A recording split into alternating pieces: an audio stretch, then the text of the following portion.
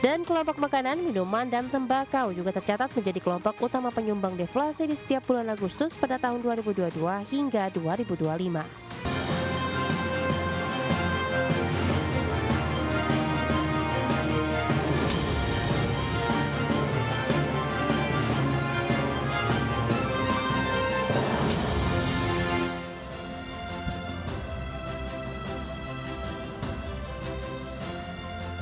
Ya, halo pemirsa, apa kabar Anda hari ini? Langsung dari studio IDX Channel Jakarta, saya Prasetyo Wibowo kembali menyapa Anda dalam Market Review, program yang mengupas isu-isu yang menjadi penggerak ekonomi di Indonesia. Live streaming kami bisa Anda saksikan juga di idxchannel.com dan langsung saja kita mulai Market Review selengkapnya.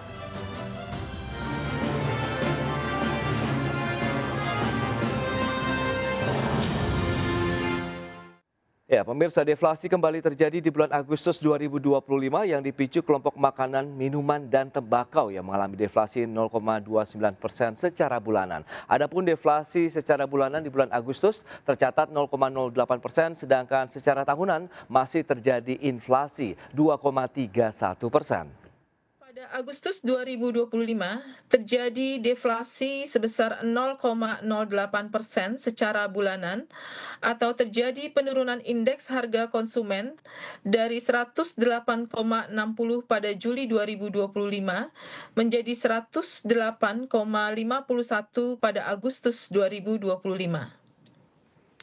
Secara year on year, terjadi inflasi sebesar 2,31%, dan secara tahun kalender atau year to date terjadi inflasi sebesar 1,60%.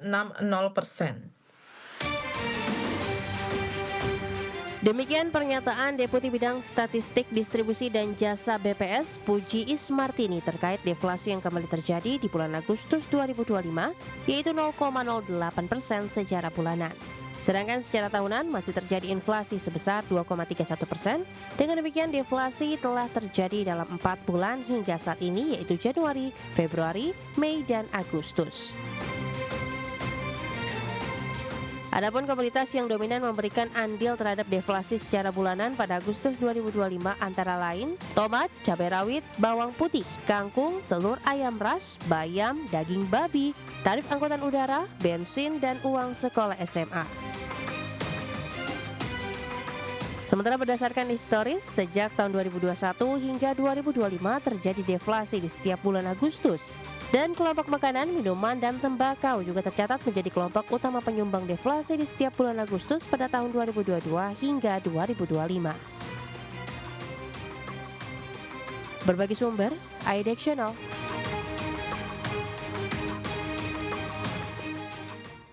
Ya, pemirsa, untuk membahas tema kita kali ini, deflasi kembali terjadi di bulan Agustus 2025. Kita sudah tersambung melalui Zoom bersama dengan Bapak Jimmy Gani. Beliau adalah Ketua Dewan Pengawas Asosiasi Pengusaha Retail Indonesia Aprindo. Kemudian juga Bapak Rian Kiryanto, ekonom senior dan juga Associate Faculty dari Lembaga Pengembangan Perbankan Indonesia. Langsung saja kita sapa ini. Halo Pak Rian, apa kabar? Luar biasa. Baik, Kabar terima baik. kasih atas waktu yang disempatkan. Kemudian Pak Jimmy, apa kabar Pak? Halo Mas Pras, baik, apa kabar? Apa kabar Mas Rian? Sehat, alhamdulillah. Baik, terima kasih atas waktu yang disempatkan juga Pak Jimmy dan juga Pak Rian. Dan seperti biasa Pak, kalau kita bicara mengenai terjadi di bulan Agustus ini deflasi, begitu data dari BPS tadi sudah disampaikan. Sebenarnya Anda melihat ini sudah sesuai dengan konsensus dari ekonom sendiri atau tidak Pak Rian? Karena kita tahu dalam 2 bulan sebelumnya kita masih inflasi begitu dan trennya naik. Tiba-tiba di Agustus turun 0,08% untuk deflasi yang terjadi di bulan Agustus Pak Rian. Kalau secara konsensus ekonom ya, kami tuh memforecast, memprognosis tetap di bulan Agustus akan tetap terjadi inflasi. Oke. Sebagai carry over, kemarin tuh banyak sekali kegiatan-kegiatan atau mobilitas masyarakat. Ya, tetapi kalau kita cek dari hasil rilis BPS kemarin lusa, ya memang tidak terlalu mengejutkan karena beberapa faktor pembentuk inflasi yang selama ini terjadi baik secara tahunan atau secara bulanan, terutama di kelompok makanan, minuman, dan tembakau, itu justru terjadi deflasi minus 0,08%. Oke. Ya. Tetapi jangan lupa, di samping ada faktor deflatornya, tetap ada juga faktor pembentuk inflasinya. Nah, yang menarik yang membentuk inflasi itu khusus untuk bulan Agustus kemarin adalah dari sektor pendidikan. Ya, Ya, kita tahu ada pergantian apa ya jenjang pendidikan dari elementary ke intermediate, kemudian ke high school dan seterusnya. Nah, tentu itu akan membutuhkan biaya pendidikan yang cukup besar, baik dari ya uang pendidikan itu sendiri maupun anggaran-anggaran atau pembelanjaan yang terkait dengan sektor pendidikan. Yang menarik juga dan saya juga menyambut baik adalah ketika akomodasi makanan dan minuman termasuk restoran itu justru masih memiliki andil inflasi 0,1% ya. Artinya apa? Artinya baik sektor pendidikan maupun sektor akmamin, akomodasi makan minum masih menjadi konsumsi yang tinggi di tengah masyarakat.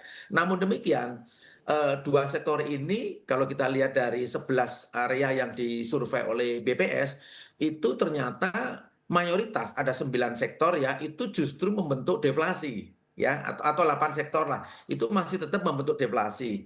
Nah, yang perlu kita pertajam juga ternyata yang membentuk apa namanya deflasi itu adalah beberapa komoditas yang selama ini apa namanya tanda petik diintervensi oleh pemerintah yaitu harga yang diatur oleh pemerintah atau administered price itu memang turun. Makanya apa namanya terjadi inflasi minus atau deflasi. Akan tetapi kita juga harus lihat beberapa komoditas tadi yang disampaikan tetap membentuk apa namanya inflasi yang cukup tinggi yaitu tadi pendidikan kemudian akmamin atau restoran. Nah, kesimpulannya adalah memang terjadinya deflasi di bulan Agustus mungkin boleh kita katakan sedikit tanda petik anomali ya. Akan tetapi kalau kita cermati ternyata banyak unsur istilahnya tuh pengendalian dari pemerintah dalam bentuk apa namanya kegiatan tim pengendali inflasi baik di tingkat pusat atau di tingkat daerah baik. itu yang bekerja dengan baik sehingga faktor penjagaan inflasi di pasar-pasar basah atau di tempat-tempat pembelanjaan itu bisa dikendalikan dengan baik sehingga terjadilah deflasi. Baik. Catatannya adalah bahwa deflasi ini lalu jangan kita tafsirkan bahwa ada semacam pelemahan daya beli. Karena apa? Karena ternyata yang membentuk deflasi ada beberapa insentif yang diberikan pemerintah untuk menekan harga. Contohnya harga tiket pesawat misalnya dan beberapa apa stimulus pada beberapa bulan terakhir yang masih dirilis oleh pemerintah. Saya kira itu yang membuat Baik. apa tekanan harga di tingkat konsumen itu melandai, Mas Pras. Oke, nah dari pelaku industri sendiri Aprindo melihat bagaimana Pak Jimmy dengan pergerakan laju inflasi kita yang terjadi deflasi di bulan Agustus secara bulanan meskipun kita tahu secara year on year-nya juga masih tercatat inflasi nih Pak Jimmy. Iya Mas Pras, terima kasih. Jadi tadi Pak Rian kan sudah jelaskan ya kontributor-kontributor terhadap inflasi maupun deflasi Oke, di bulan itu sendiri. Kalau kita ngelihat bahwa deflasi yang dicatatkan BPS ini sejalan dengan pola musiman yang biasanya terjadi setelah periode Lebaran dan Tahun Ajaran Baru. Kita kan menemukan kan biasanya pada oke, saat Idul Fitri itu kan peak ya sampai dengan Lebaran. Habis itu sedikit turun dan pada saat Tahun Ajaran Baru sekolah itu naik lagi inflasi. Tapi memang walaupun di bulan Agustus ini tadi ya siswa itu masuk sekolah, tapi sebetulnya kan pembayarannya itu sendiri kan terjadi di bulan-bulan sebelumnya. oke. Nah, jadi memang di Agustus ini wajar kalau misalnya terjadi deflasi.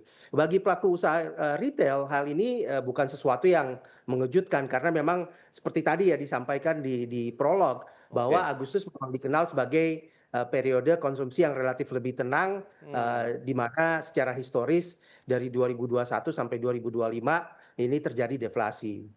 Baik, berarti memang karena terjadi low season begitu ya, dan BPS juga menyebutkan sejak 2021 sampai dengan 2025 memang terjadi deflasi di setiap bulan Agustus begitu. Nah Pak Jimmy, Anda melihat kalau kita kaitkan misalnya Pak Rian bilang memang tidak tersangkut dengan pelemahan daya beli masyarakat. Anda melihat lebih karena low season tadi. Kalau kita bandingkan dengan kemampuan ataupun daya beli masyarakat sendiri dari sektor retail seperti apa nih Pak Jimmy? Betul, jadi kami melihat memang pola deflasi di Agustus ini identik dengan low season konsumsi masyarakat Oke, ya. Jadi setelah puncak belanja Ramadan, kemudian ada Idul Adha, Idul Fitri, terus ya, Idul Adha, liburan sekolah. masyarakat cenderung menahan belanja. Oke. Jadi faktor moneter lebih dominan dibanding faktor struktural yang kita lihat gitu. Baik, baik. Menarik kalau kita cermati, kita lihat juga 2,31% secara tahunan masih terjadi dari sisi inflasi. Nah, apa yang menjadi penyumbang kalau kita lihat inflasinya, Pak Rian, kita bahas nanti di segmen berikutnya. Kita akan jeda dulu sebentar. Dan pemirsa, kami akan segera kembali usai pariwara berikut ini.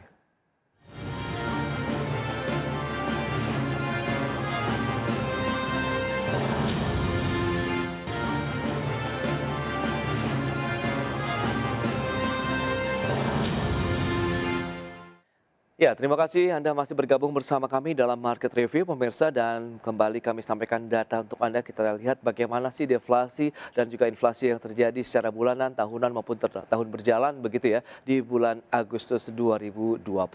Seperti yang bisa Anda saksikan di layar televisi Anda. Kita lihat secara month-on-month-nya memang tercatat deflasi ya 0,08%, tapi kita lihat secara tahunan inflasi masih terjadi di bulan Agustus tepatnya di 2,31%, memang cenderung turun dibandingkan dengan dua bulan sebelumnya yang sedang mengalami tren kenaikan. Sementara inflasi tahun berjalannya atau year to date kita lihat 1,6%. Untuk inflasi yang tercipta berarti dari Januari sampai dengan Agustus 2025. Dan selanjutnya kita akan cermati bersama bagaimana dengan tren dari laju inflasi sendiri. Kita lihat dari bulan Januari, Februari, Maret sampai dengan Agustus. Ya, sempat terjadi deflasi di beberapa bulan ya di tahun ini sampai dengan Agustus, tepatnya di bulan Januari, Februari, kemudian ada di bulan Mei juga terjadi deflasi dan kembali lagi terjadi di Agustus 0,08%. Sementara secara tahunan ya rata-rata memang masih terjadi inflasi begitu ya, kecuali di bulan Februari memang sempat tipis 0,09% juga terjadi deflasi. Itu dia laju pergerakan inflasi di sepanjang Januari sampai dengan Agustus 2025. Kita lanjutkan kembali perbincangan bersama dengan Bapak Jimmy Gani dan juga Bapak Rian Kerianto. Baik, dengan beberapa data tadi yang sudah disampaikan Pak Rian, lantas bagaimana Anda yang perlu kita cermati, perlu kita soroti begitu Pak Rian dengan terjadi inflasi secara tahunan tapi secara bulanannya terjadi deflasi begitu Pak Rian? Kalau kita lihat dari tadi yang disampaikan ya, sebetulnya dengan deflasi yang tipis minus 0,08% itu sebetulnya masih controllable atau manageable. Apalagi kalau kita lihat inflasi year on year-nya yang masih Ya. 2,31%, kemudian inflasi year to date-nya kan juga masih controllable 1,6%, artinya perkembangan atau laju inflasi kita tuh masih dalam koridor atau dalam range target baik oleh pemerintah atau oleh Bank Indonesia. Baik. Kalau BI selalu mencanangkan target inflasi itu 2,5% plus minus 1, which is baik inflasi tahunan kita maupun inflasi bulanannya atau year to date maksud saya, itu masih on the track itu. Bahkan untuk deflasi yang 0,08% itu yang di bulan Agustus kemarin itu jauh lebih rendah dibanding di Januari kan. Di Januari hampir menyentuh angka 1 itu. Bahkan waktu itu kita sempat diskusi 2 bulan berturut-turut kita mengalami deflasi toh, Januari Februari, Yes. dan itu angkanya lebih besar daripada deflasi yang Agustus. Artinya semuanya on the track. Ya harus kita apresiasi. Ini adalah buah karya dari tim pengendali inflasi ya, baik di tingkat pusat atau di daerah yang kami monitor itu memang aktif sekali untuk mendeteksi pergerakan harga di level konsumen akhir atau end consumer.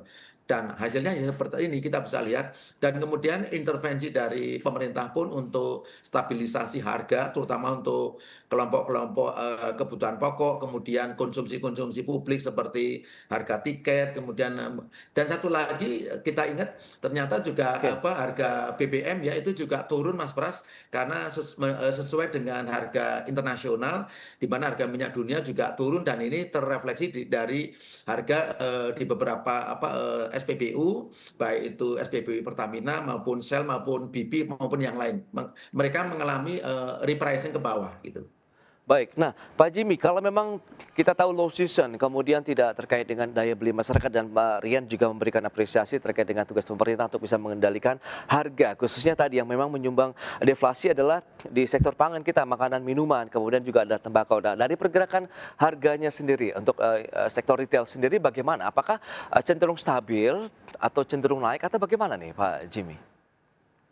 Iya, Mas Pras, kalau kita lihat memang di lapangan terlihat adanya perlambatan penjualan. Hmm. Tapi ini kembali lagi lebih kepada siklus konsumsi yang wajar, di mana retail modern tetap menjaga agar ketersediaan produk kebutuhan sehari terjamin, Oke. harga terkendali, sehingga masyarakat masih bisa berbelanja dengan tenang. Jadi kita ngelihatnya seperti itu sih ya, bukan karena daya beli yang turun, tapi sesuatu yang memang terlihat wajar gitu.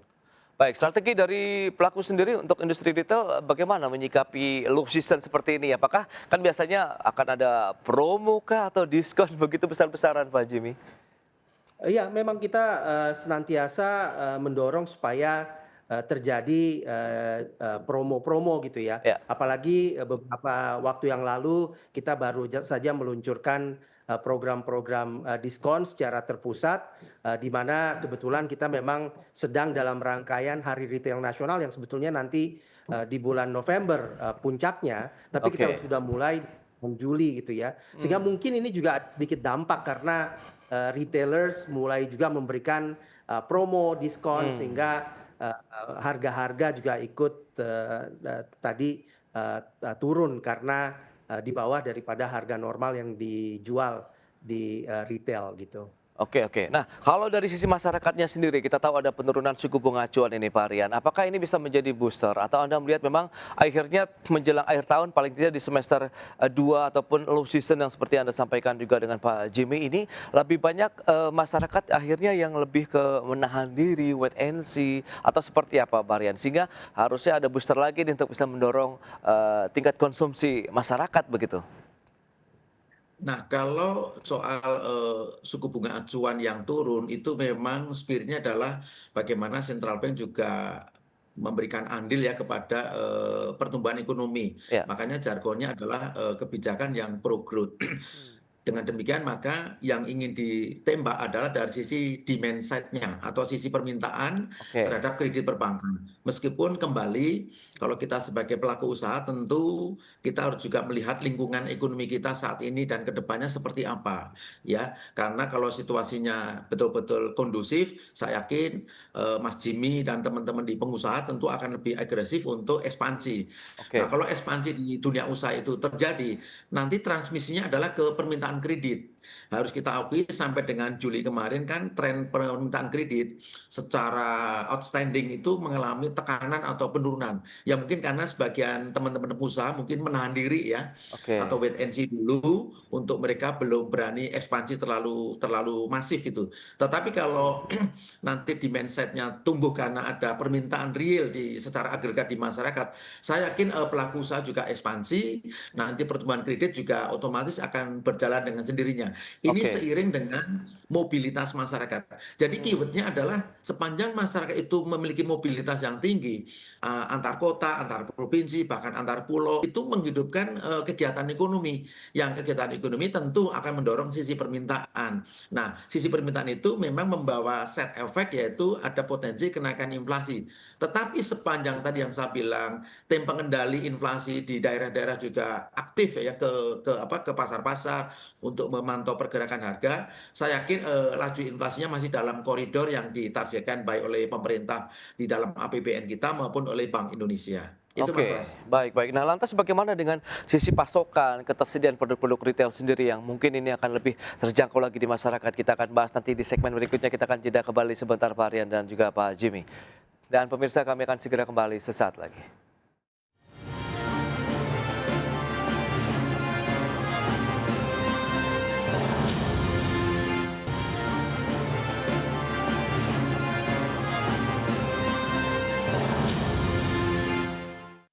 Ya, terima kasih Anda masih bergabung bersama kami dan pemirsa kita lanjutkan kembali perbincangan bersama dengan Bapak Jimmy Gani, Ketua Dewan Pengawas Asosiasi Pengusaha Retail Indonesia Aprindo, kemudian juga Bapak Rian Kerianto, Ekonom Senior dan juga Associate Faculty dari Lembaga Pengembangan Perbankan Indonesia. Baik, nah kalau kita bicara mengenai ketersediaan, kemudian pasokan dari produk-produk retail yang menjamin bahwa ini memberikan kenyamanan begitu seperti Anda sampaikan Pak Jimmy di sebelumnya. Bagaimana kondisinya di semester kedua ini? Apakah ada jaminan paling tidak sampai dengan akhir tahun semuanya tersedia, kemudian tidak ada lagi potensi harga yang mungkin nanti merangkak naik kalau memang nanti memasuki lagi peak season menjelang akhir tahun. Kita tahu juga ada Natal, libur tahun baru di sana begitu Pak Jim. Iya, jadi kalau kita lihat secara umum, pasokan relatif terjaga dengan baik, terutama untuk bahan, kebutuhan pokok ya, dan tadi pemerintah juga ikut andil. Selain daripada tim pengendali, inflasi tadi, juga Kementerian Perdagang ini, lumayan ketat gitu bersama dengan Aprindo, kita, terus berkoordinasi, dengan pihak yang terkait, serta mendorong anggota retail dalam mengupayakan ketersediaan produk, dan menghindari kelangkaan. Jadi ini penting sekali.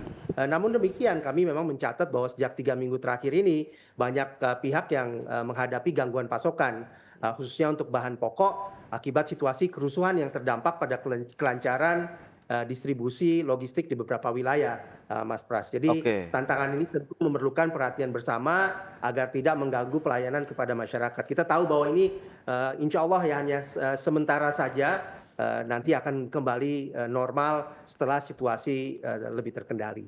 Harapan kita seperti itu.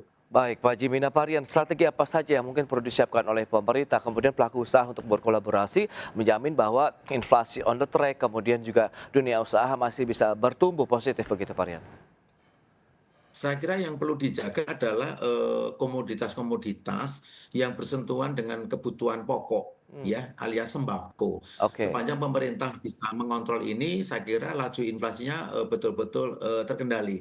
Nah, oleh karena itu, kembali ini adalah menjadi salah satu tupoksi tugas pokok dan fungsi dari tim pengendali inflasi baik di tingkat pusat maupun daerah. Didukung dengan ini, kan sekarang ada namanya tim pengendali inflasi khusus sektor pangan oke. atau Gerakan Nasional Pengendalian Inflasi Pangan kan gitu. Nah, pangan itu kan kelompok makanan yang memang sangat sensitif terhadap perubahan harga. Kalau demandnya tinggi, kelompok pangan akan naik dan itu sangat inflatoir. Nah, oleh karena itu apa namanya kecukupan ketersediaan di pasar-pasar atau di merchant-merchant terhadap kelompok kebutuhan pokok itu harus bisa dipantau, dimonitor, jangan sampai apa namanya ketersediaannya terganggu. Nah, spesifik untuk beras misalnya, beras itu juga harus cadangannya harus betul-betul sesuai dengan apa namanya threshold, harus bisa mencukupi. Jangan sampai kita mengalami shortage atau kekurangan suplai beras karena bagaimanapun beras itu adalah menjadi konsumsi publik baik orang kaya, orang setengah kaya maupun kelompok lapis bawah semuanya mengkonsumsi beras. Jadi harus betul-betul dimonitor, dijaga ketersediaannya di lapangan. Contohnya Oke. Mas Pras, saya baru ingat ternyata salah satu yang mendeflatoir kita itu juga kelompok bawang putih. Padahal Hmm, kelompok bawang putih biasanya inflatoir. Rupanya oke. dengan adanya importasi bawang putih, nah itu membantu stabilisasi harga untuk komoditas bawang putih. Nah, hal-hal seperti ini bisa dikerjakan, tetapi ini sebagai second choice aja. First Oke. choice-nya adalah tetap bagaimana kebutuhan domestiknya bisa dipenuhi dari apa namanya komoditas sektor pertanian domestik kita. Oke, itu di bagian hulu. Kalau kita bicara hilirnya sendiri terkait dengan masyarakatnya sendiri, Pak Rian, apakah butuh lagi insentif-insentif mungkin di sektor lain? Kalau dulu kan kita tahu ada diskon tarif listrik, kemudian ada beberapa kebijakan keringanan ataupun insentif lainnya begitu yang sudah dilakukan pemerintah transportasi dan lain-lain begitu, Pak Rian. Paling tidak sampai dengan akhir tahun nih. Saya kira seperti sampaikan Ibu Menteri Keuangan ya kalau Hmm, saya nggak salah ingat bahwa beliau akan melanjutkan paket stimulus kebijakan ekonomi yang seri kedua. Kalau oke, yang seri satu kan totalnya anggaran seingat saya itu 24,4 triliun. baik. Beberapa di antaranya adalah yang memang bersinggungan dengan kebutuhan apa namanya kebutuhan pokok masyarakat, Ya, tetapi juga ada unsur spirit mendorong aktivitas ekonomi atau mobilitas masyarakat. Dan saya yakin apa namanya dalam konteks budget perlinsos atau pelindungan sosial itu masih akan dilanjutkan oleh pemerintah dalam kerangka tadi agar kegiatan ekonomi di tingkat akar rumput itu jangan berhenti. Karena kalau sampai kegiatan ekonomi di akar rumput itu berhenti, maaf kata, itu berisiko tinggi baik secara sosial maupun secara politik. Jadi saya yakin pemerintah akan hadir ya dengan perangkat-perangkat fiskalnya untuk apa namanya tadi melakukan semacam counter cyclical policy sehingga oke. kegiatan ekonomi di semua lapisan masyarakat bisa bekerja dengan baik gitu. Baik, Pak Jimmy, terakhir Anda melihat bagaimana proyeksi dan potensi apa saja insentifkah juga yang masih dibutuhkan dari industri retail paling tidak sampai dengan akhir tahun untuk bisa menjaga kinerja dari industrinya sendiri, sektornya, kemudian stabilitas harga produk-produk retail sendiri di masyarakat begitu. Ya kalau kami sih melihat potensi pertumbuhan masih terbuka ya, karena konsumsi domestik ini kan memang menjadi pilar utama bagi Oke. ekonomi Indonesia. Transformasi digital, omnichannel, kolaborasi dengan UMKM tentu menjadi faktor pendorong utama. Mesti demikian, kita tetap harus waspada terhadap faktor eksternal seperti gejolak harga pangan global dan kondisi geopolitik. Oke. Dan tentu apa yang kita lihat beberapa hari terakhir ini tidak membantu dalam berbagai upaya yang kita lakukan untuk menjaga kestabilan harga dan juga ketersediaan bahan-bahan pokok terutama ya. Baik, itu dia yang penting adalah insentif tetap ada, kemudian stabilitas dari harga, kemudian stabilitas kondisi politik ekonomi juga di dalam negeri begitu ya. Baik, Pak Rian, Pak Jimmy, sayang sekali waktu terbatas ini, terima kasih banyak atas informasi, update dan juga insight yang sudah disampaikan kepada pemirsa IDX Channel pada hari ini. Selamat melanjutkan aktivitas Anda kembali, salam sehat. Sampai berjumpa kembali. Pak Rian, Pak Jimmy, terima kasih. Terima kasih Mas Ya. Pras. Sampai ketemu. Baik pemirsa, jangan beranjak dari tempat Anda karena sesaat lagi kami masih akan kembali dengan tema menarik lainnya, yakni PMI Manufaktur Indonesia yang kembali ekspansif di Agustus 2025.